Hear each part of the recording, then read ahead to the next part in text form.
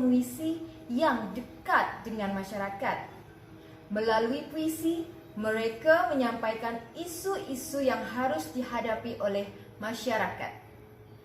Saya Ahmad Dewi Suroso, mewakili Tepak Telas sekaligus selaku mediator program, mengucapkan selamat mengisi nuansa sosial yang bermakna sepanjang kita memaknai puisi dan kata.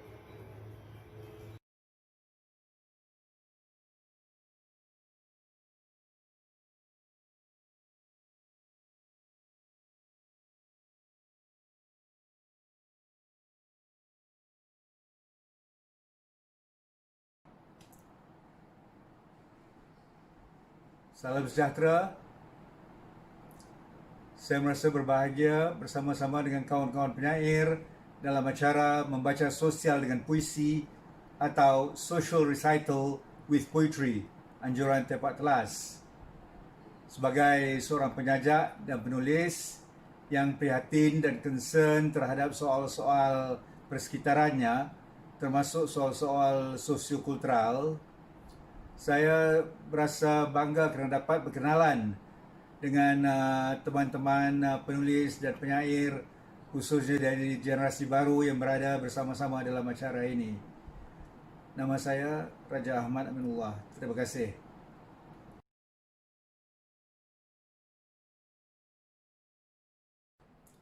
Sajak, aku hanya menikmatimu dalam mimpiku.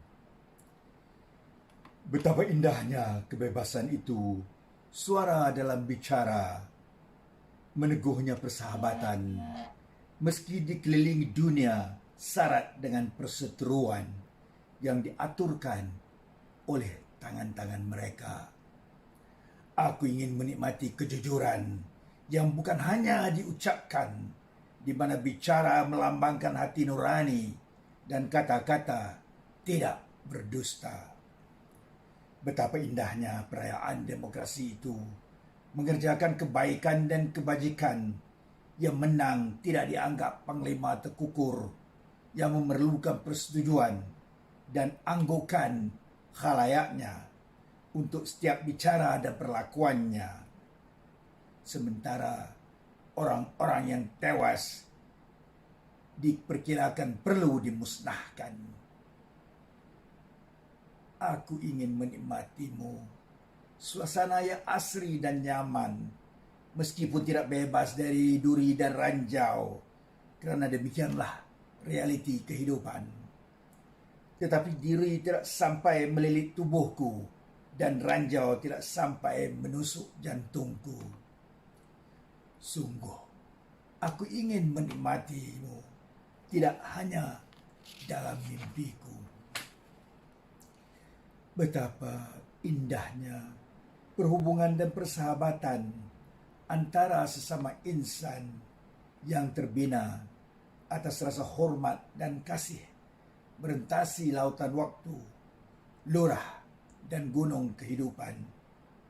Apakah lurah gunung ganang yang diterokai serta ranjau dan onak duri yang dilalui? Hanya untuk akhirnya melengkapkan siklus dan bulatan agar semuanya berada dalam suatu kandang dan yang tercicir harus di pinggir. Benarkah demikian, sahabatku? Sungguh, aku ingin menikmati persahabatan yang merangkumi keupayaan menjaring perbedaan, menghormati malah merayakan sudut pandang yang berlainan, merangkul kritikan yang pedas dan tajam, bukan hanya terpasung dalam penjara kata-kata puja, terjaring dalam retorika mulut manis, idiom dan metafora memukau. Aku amat merindukan keupayaan itu, yang bukan hanya bertanam tebu di mulutmu. Sungguh, aku ingin menikmatimu dalam alam nyata, dalam kehidupan dan realiti, bukan hanya dalam mimpi.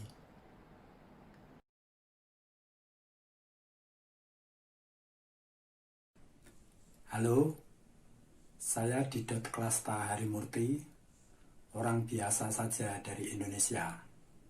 Saya menekuni sastra, teater, tari, seni rupa, musik, politik rakyat, mengurus anak, kegilaan pribadi, perubahan sosial, semua dalam satu tarikan napas, tentu saja sambil bermain blues.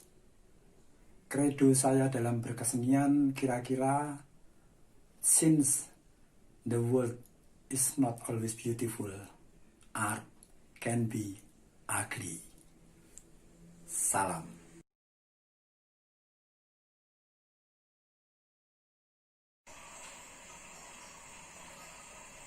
Aku cinta Indonesia. Karya Didot Klasta Harimurti.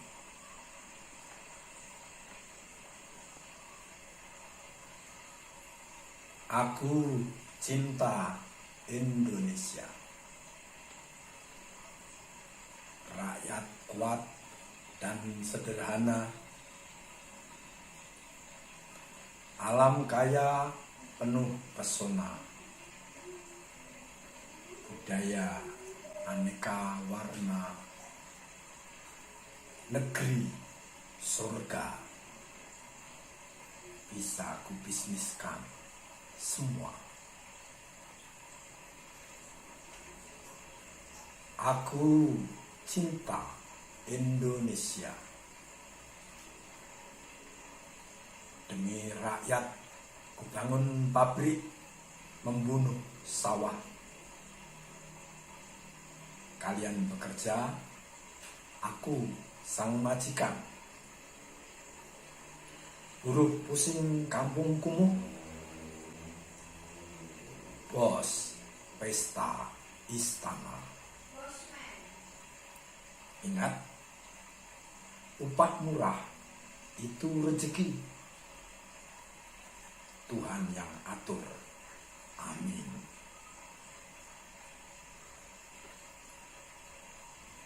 Aku cinta Indonesia. Demi alam, kukapling hutan sampai lautan. Hamparan sawit, lubang-lubang tambang, pantai-pantai swasta. Suatu keindahan tropikal tersendiri. Orang utan, suku Ugari terus mengungsi dan mengungsi. Itu biaya pembangunan.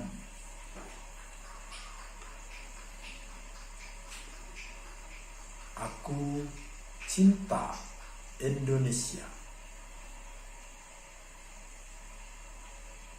Demi budaya, kubangun mega industri wisata. Pakaian adat, seni tradisi, upacara fotogenik,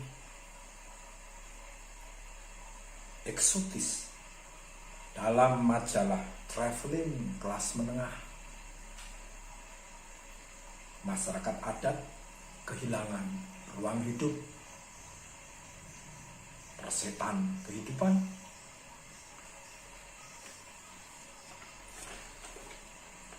Aku cinta Indonesia. Dari Sumatera sampai Papua, semarak investasi di Katulistiwa. Manusia dan lingkungan itu cuma sumber keuntungan. Engkau tak sepaham. Kusiapkan negara penindasan. Salatiga, Oktober 2020.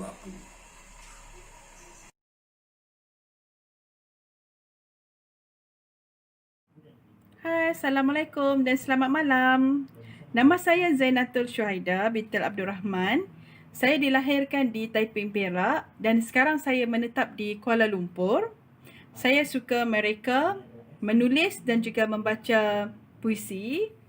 dan jiwa saya sangat akrab dengan dunia kepenyairan ini. Tajuk puisi saya ialah Antara Dua Cinta.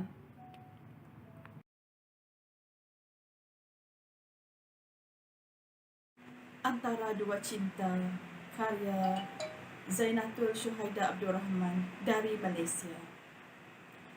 Antara dua cinta, kita berselisih antara siang dan malam, sakit dan sihat, susah dan senang, benci dan rindu, lautan dan daratan, kekayaan dan kemiskinan. Antara dua cinta, kita makan antara dua rasa, berbayar dan percuma, melihat dan menikmati, menyentuh dan membayangkan, antara dua cinta yang saling berdekapan. Antara dua cinta, kita menangisi hati, antara sedih dan simpati, antara merasa dan menjiwai, antara menoleh dan memerhati, antara memperhati dan memperduli. Antara dua cinta,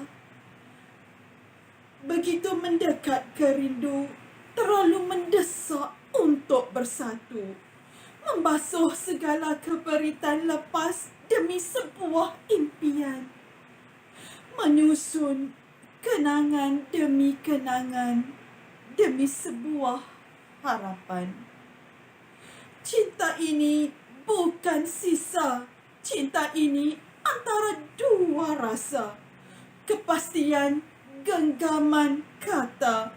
Ia tumbuh subur berakar, menjerit pada kebaikan dan ketenangan, mengejar sebuah cinta yang kekal, antara dua cinta yang tiada pemisahnya. Sekian dari saya. Terima kasih.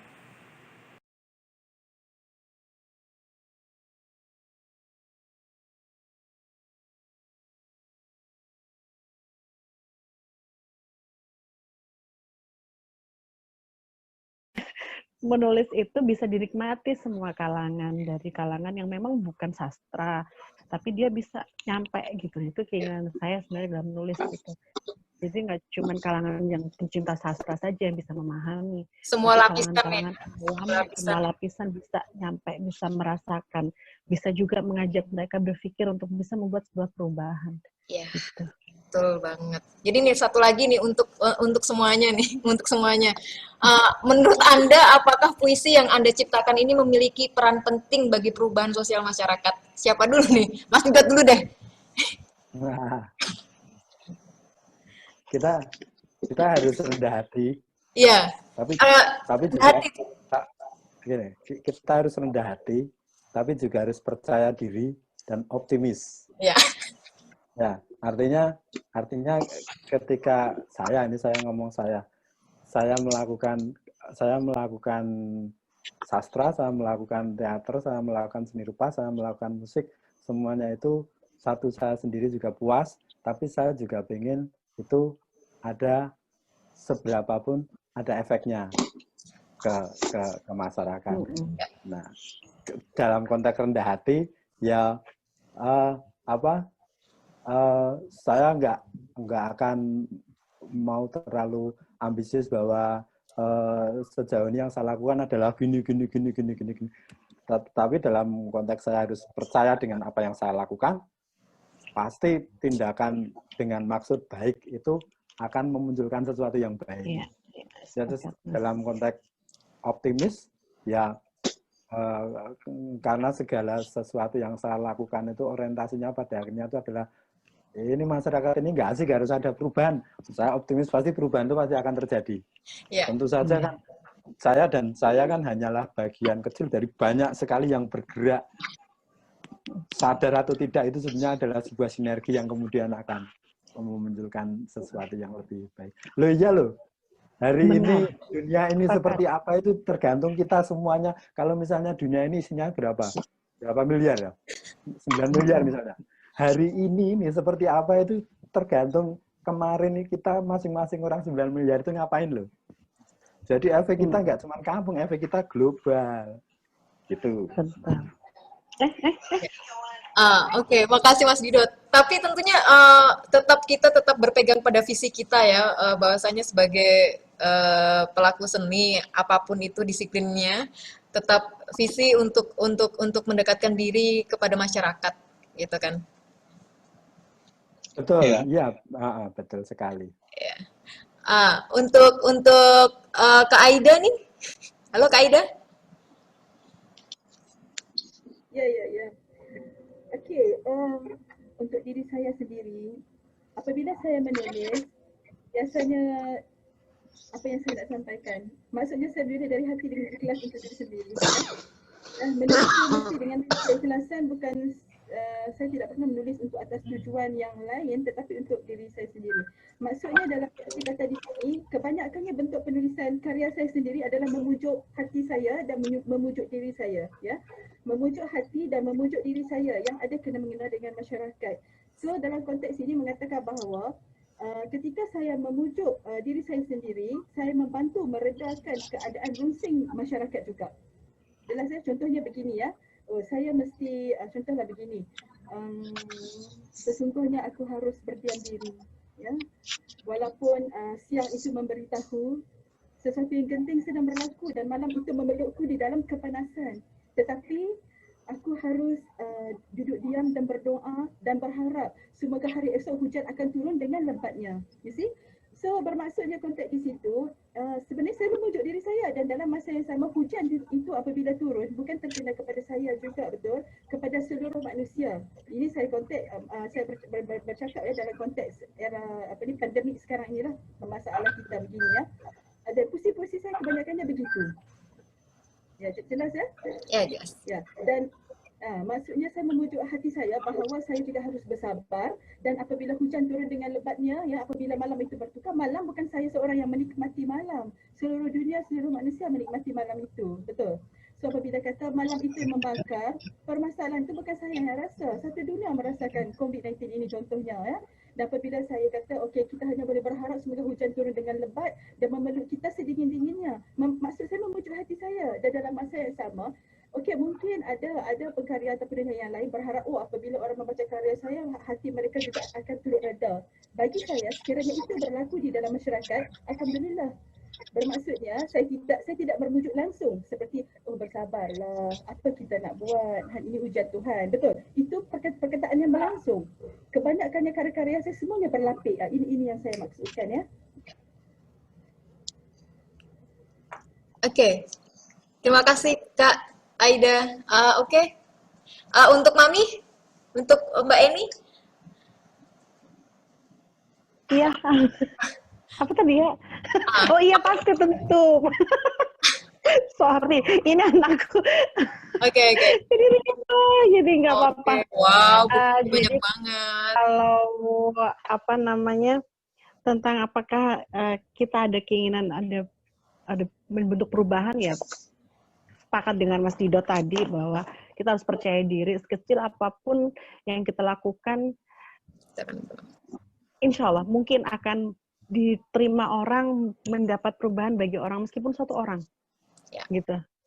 Tapi berharapnya memang banyak tulisan kita bisa menembus kepala juta-juta orang gitu kan. Tapi satu orang saja itu sudah merupakan sebuah perubahan. Ya, terima kasih Romi. Yang terakhir untuk Bapak Raja.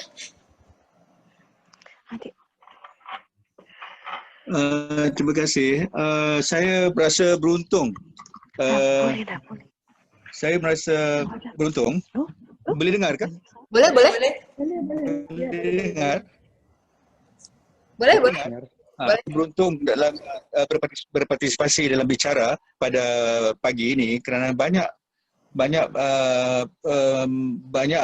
informasi yang saya dapat kerana kawan-kawan penyair datang dari wilayah dan juga pengalaman yang berbeza. Jadi misalnya kalau Mbak ini tadi bilang terus percaya diri, ya, seperti dibilang oleh apa tadi saudara saya tadi itu, rendah hati tapi percaya diri. Dan kalau boleh saya tambah, rendah hati dengan sikap yang diisi dengan humility, humbleness, tetapi tetap percaya diri. Dan tapi rendah hati itu tidak boleh diartikan sebagai inferiority complex, rasa rendah diri. Rendah hati okey.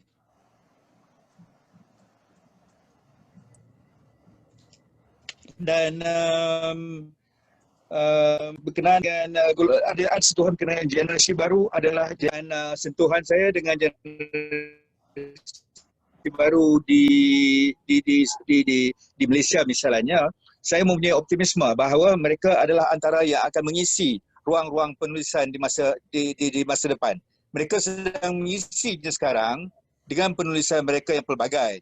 Benar bahawa sebahagiannya menulis berkenaan hal-hal yang dilihat sebagai abstrak, tetapi yang tidak dipandang hatta oleh pengkaji sastra, saya kira, adalah ada sebahagian lagi penulis-penulis muda generasi baru yang menulis hal-hal yang bersangkutan dengan lingkungan atau masyarakatnya. Tetapi mereka ini memerhatikan kegiatan atau penulisan seperti ini. Jadi saya optimis dengan generasi baru. Seterusnya, saya setuju amat dari bila kata pengalaman itu harus yang bersifat otentik. Karena kalau tidak, kita akan melahirkan suatu genre penulisan yang seperti penunggang kuda yang memanfaatkan derita dan raung kalangan tertentu untuk kepentingannya, sama dia sebagai figur sosial, figur politik atau apa saja. Jadi karya itu memang harus otentik.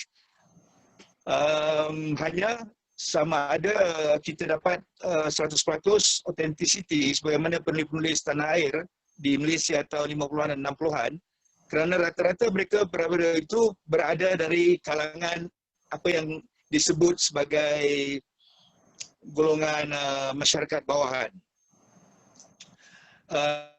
Dan antara mereka ada yang dari keluarga petani, nelayan dan seumpamanya. Jadi sudah tentu karya dia itu 100% otentik.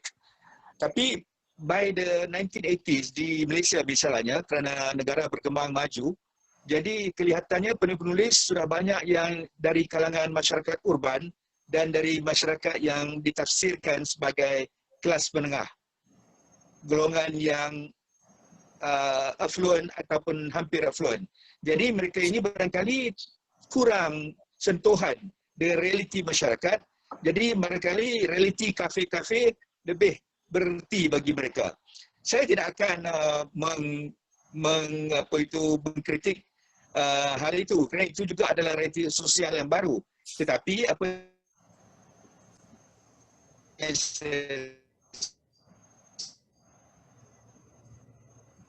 Halo?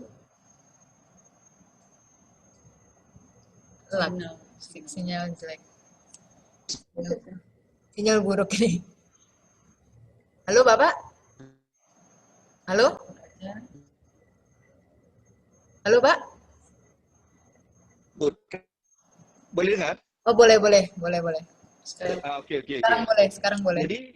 Jadi misalnya kalau penulis, kalau kita sebagai seorang minat saya yang sama penting menulis ialah membaca. Jadi waktu zaman mahasiswa misalnya, saya membaca karya-karya. Saya membaca karya-karya misalnya Mahmud Darwish, seorang penyair Palestina. Saya membaca Derudab, saya membaca Lorca, Ferlinghetti, dan dari tanah air saya membaca Masuri SN, Usman Awang. Dan dari negara seberang saya membaca karya-karya antara lainnya Rustum Orang dan W.S. Rendra. Jadi saya melihat dalam karya-karya ini semuanya ada memperbicarakan persoalan yang dekat dengan realiti kehidupan mereka. Meskipun mereka barangkali tidak berada di dalam realiti itu secara primer. Jadi saya bilang, saya dengar Mbak Eni tadi bilang soal baru dalam sastra. Saya minta, saya mohon maaf, saya minta jangan disebut baru. Kerana setiap orang penulis itu, sama ada dia berumur 20 tahun atau 80, perspektif dia berdasarkan pengalaman yang ada pada dirinya pada detik dan ketika dia menulis itu. Setiap pengalaman itu adalah penting, setiap pengalaman perspektif itu adalah upaya untuk memakmurkan masyarakat kita. Dan oleh itu saya rasa generasi baru saya cukup yakin dengan generasi baru sebenarnya. Dan barangkali mungkin nanti akan ada waktu boleh diundang. Misalnya ada teman-teman saya di generasi baru di Malaysia yang juga penyair yang pernah terbit dalam kelompok bersama oleh ITBM dan Yayasan Obor. Ya. Teman saya itu dia mengumpulkan penulis-penulis yang dari tenaga kerja migran dari mancanegara. 5-6 buah negara.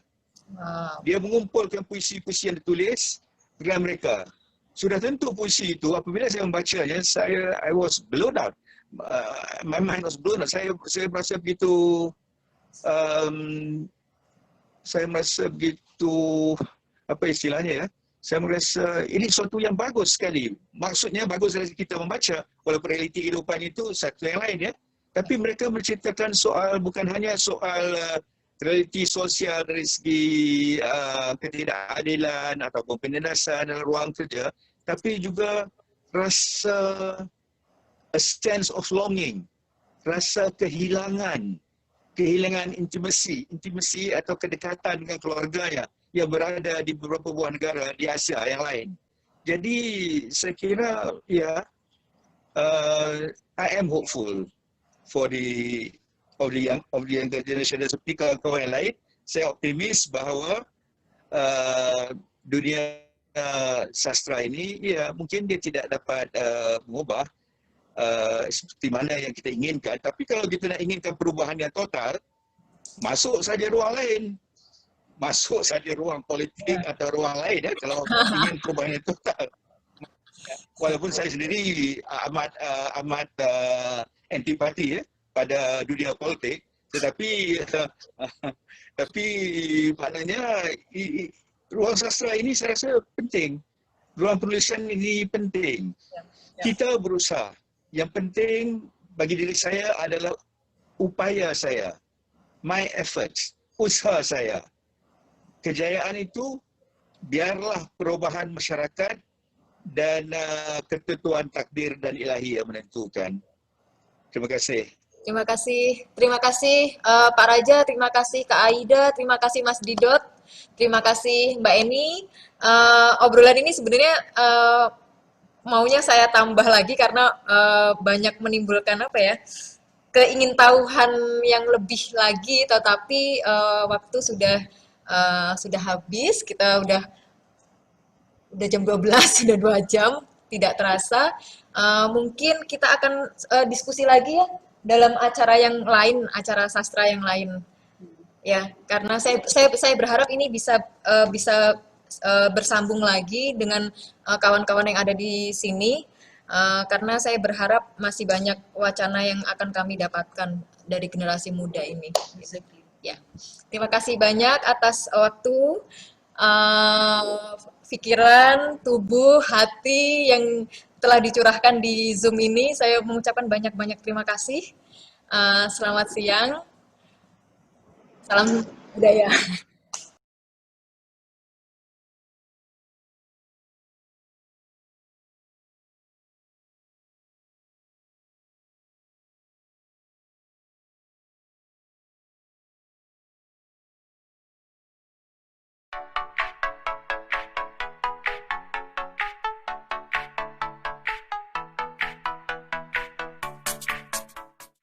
Hey, halo, saya Eni Asenawati dari Kota Tarakan, Kalimantan Utara, Indonesia.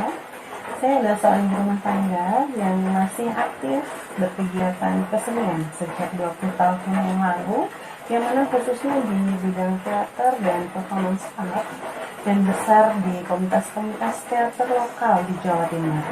Saat ini saya aktif di giat literasi dan seni, dan di Kalimantan Utara ini saya merupakan founder dari Literasi dan Seni Anak Indonesia. Perkenalkan, saya Eni Asrinawati dari Indonesia. Kali ini saya akan membacakan puisi karya saya berjudul Duka Sekolah. Anak-anak kecil berlarian. Hari masih pagi. Baru saja kubuka jendela kamar menyambut cahaya matahari pagi. Kepala-kepala mungil anak kampung yang bermunculan. Anak-anak sibuk berlarian. Sebagian mengayuh sepeda, kadang bergantian. Kunikmati sambil menyeruput kopi dan gorengan. Menu utama setiap pagi, yang kini ditambah pemandangan wajah pendidikan Indonesia terkini. Rambut masih acak-acakan, di sudut mata masih tersimpan kotoran. Liur sisa semalam masih belum dibersihkan. Apakah mereka lompat dari kasur langsung berhamburan? Tak juga sempat ku bertanya, terlalu gesit mereka. Tak ada lagi kedisiplinan diri sejak sekolah melalui layar televisi. Tak perlu sibuk berbenah diri, tugas-tugas menanti, tapi bisa dikumpul hingga nanti. Dibiarkannya anak-anak main sedari pagi. Orang tua sibuk mengais rejeki yang semakin sulit saban hari. Pendidikan karakter menjadi tuntutan utama dewasa kini. Nilai-nilai mata pelajaran yang entah karena orang tua turut kerja tugas sekolah. Kompetensi diri anak tak lagi dapat ditempa. Semua benar-benar kembali ke rumah. Pendidikan keluarga kembali jadi yang utama. Tak peduli dia yang masih balita atau yang telah duduk di bangku SMA. Tapi apa daya orang tua yang tak tinggi tingkat pendidikannya, yang sibuk mengais rumput atau serabutan saja bekerja, yang sejak pagi hingga petang di jalanan. Apa kabar anak-anak mereka? Anak diharapkan punya kelas lebih tinggi, disekolahkan ke tingkat lebih tinggi untuk kelak perbaiki kehidupan ekonomi yang pupus sudah kini. Tiada guru yang mendampingi, ilmu yang tak lagi sampai. Justru tambah biaya untuk sekolah lewat gawai. Paket data, perangkatan ponsel pintar, aplikasi belajar adalah segala yang diuntungkan. Nilai-nilai pendidikan justru semakin berkurang. Anak-anak generasi bangsa jadi korban dari wabah yang entah sampai kapan dipermainkan. Segala satuan pendidikan dipusingkan, orang tua kalang kabut dibuatnya, saling kejar waktu antara bekerja dan pendidikan anak-anaknya. Sementara anak menunggu dengan berkeliaran di kampung dan jalanan melepas kebosanan. Sampai kapan dilema ini bertahan? Sampai kapan ketakutan terus membayang? Sampai kapan doktrin kematian dikumandangkan? Sampai kapan? Headline surat kabar telah memberitakan, anak bunuh diri tertekan belajar online. Ibu hajar anak yang tak ikut pelajaran online. Hingga anak yang dibunuh karena lambat mengerti pelajaran online. Oh, sampai kapan?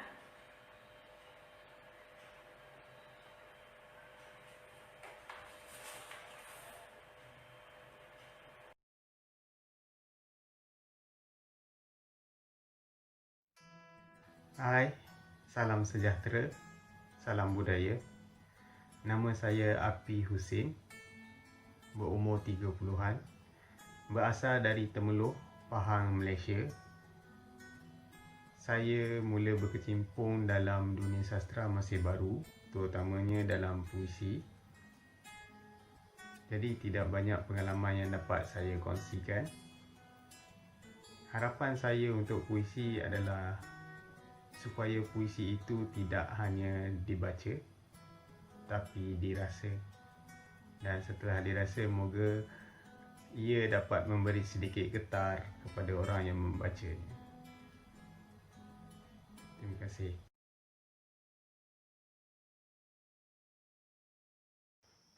Hai, salam sejahtera. Nama saya Api Husin, berasal dari Temeloh, Pahang, Malaysia. Hari ini saya akan membacakan sebuah sajak tulisan saya sendiri bertajuk Selamat Tuan. Selamat pagi Tuan. Pagi ini kamu bangun lebih awal. Apakah lena tidurmu malam tadi? Banyak urusan yang harus disiapkan. Ya Tuan. Sarapan dulu Tuan. Susu dari New Zealand, keju dari Itali dan roti dari Perancis menunggumu di meja makan. Akhbar juga telah sampai. Tajuk utamanya ada namamu yang telah menyelamatkan negara. Gambarmu juga 3/4 muka depan. Bersenyumlah Tuan. Negara kita masih aman. Selamat tengah hari Tuan. Butang kemejamu paling atas tak berkancing.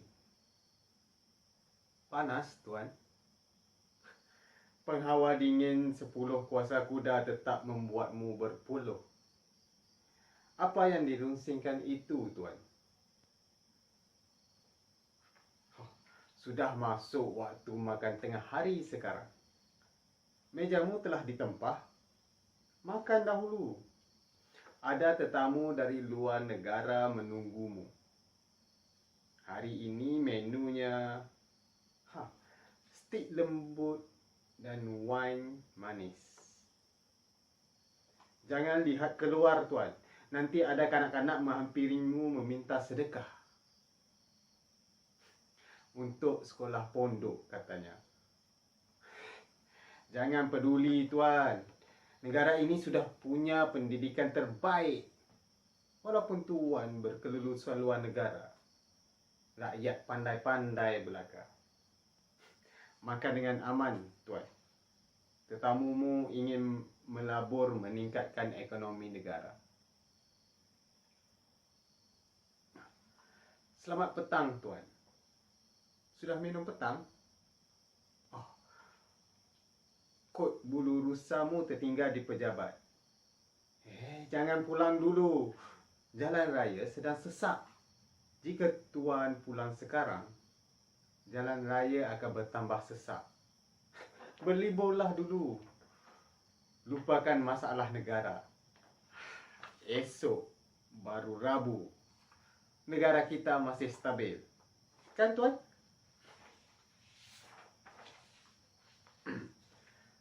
Selamat malam, Tuan. Hari yang panjang, ya. Oh, maaf. Kolam renangmu harus ditukar air. Ada habuk-habuk terapung di permukaannya. Bergoleklah di katilmu yang empuk. Jangan jadi seperti gelandangan. Katil mereka lantai yang keras dan tilamnya kotak yang dilepas. Mimpi manis, Tuan. Esok Tuan harus ke China, Amerika, dan Rusia. Perbelanjaannya sudah rakyat sediakan. Gunakan saja atas nama negara atas tiket lawatan. Jangan lupa belikan kami oleh-oleh. Ya Tuan?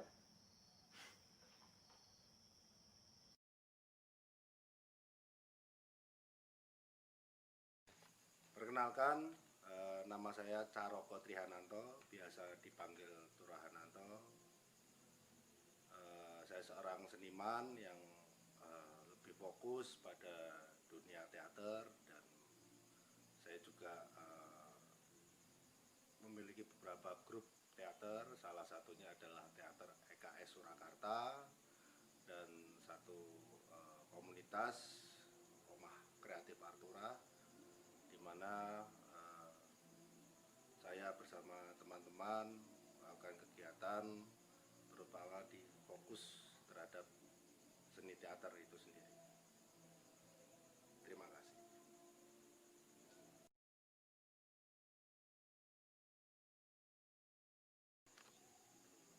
Langkah kaki, jalan sunyi. Mengingat tapak setiap langkah-langkah kaki yang terpatri dalam kekokohan. Jiwa yang merangkum asa dalam segala bentuk pengharapan, tak tergoyahkan. Berjalan menepi, berjalan menepi, dan terus berjalan. Berjalan menuju ke arahnya. Tatapan nanar bersama keraguan, penuh pemakluman, penuh toleransi. Harapan yang datang, harapan yang pergi, harapan yang memeluk erat, harapan yang melepaskan, harapan yang terus meliput. Lalu, di manakah kita berada? Karena kita tetap di sini bersamanya, memilih untuk tetap memperjuangkannya. Kaki mungkin terasa goyah, tapi tak akan goyah oleh keputusan. Tangan mungkin terasa lemah, tapi tak akan lemah oleh ketidakmampuan. Bagaimana keyakinan bisa dengan lantang menghancurkan setiap dinding-dinding sombong ketamakan? Bahkan, saat kita lupa mengingatnya, kita telah termiliki oleh jalan ini. Setiap bait yang terucap terasa berarti, dengan sekuat tenaga selalu dijalani dengan kelapangan. Setiap langkah kaki membawa jalannya, membawa gejolaknya, membawa kebahagiaan dan kepedihan, menyatu dan dipersatukan oleh kegelisahan. Dalam setiap nada yang bunyinya tak akan pernah sama, namun harus sejalan dalam harmoni. Harmoni yang tetap indah menghempaskan segala kelelahan, segala keraguan yang datang silih berganti. Kita masih di sini, berdiri dengan sangat kokoh, menendangkan asa dari dalam diri, menyuarakan setiap harapan yang tak akan mudah tercabik-cabik oleh tabirnya. Menghalang tanpa lelah, menghakimi realitas. Itu pasti. Kegundahan yang akan menjadikan dada sesak oleh ketidakpastian. Lupakanlah. Tetap jadilah karang yang kokoh itu. Tapak kaki akan selalu kuat melangkah ke sana, melewati jalan sunyi keyakinan. Harapan ada di setiap mata hati insan manusia. Melingkupi, menyelimuti, memeluk hangat erat dalam setiap langkah-langkah kaki. meninggalkan setiap jejaknya dan terus mematrikan semangat. Kita yang akan selalu diingat oleh semua yang akan melewati jalan itu. Di manakah kita berada? Tapak kaki di jalan yang sunyi, jalan panjang yang akan terlewati hingga sampai pada saatnya tiba. Saatnya akan tiba. Menyambut penuh makna dengan segala rasa dan upaya. Datanglah gemerlap bintang, datanglah matahari bersinar, cahaya, cahaya, cahaya. Menembus kehangatan setiap langkah kaki kita. Jalan sunyi, bukan pilihan. Karena kita telah termiliki oleh tapak kaki melangkah pasti jalan sunyi kita. Tapak kaki kita langkah kaki di jalan sunyi. Tak akan lelah melangkah bersamanya. Wonosobo, 25 Oktober 2020.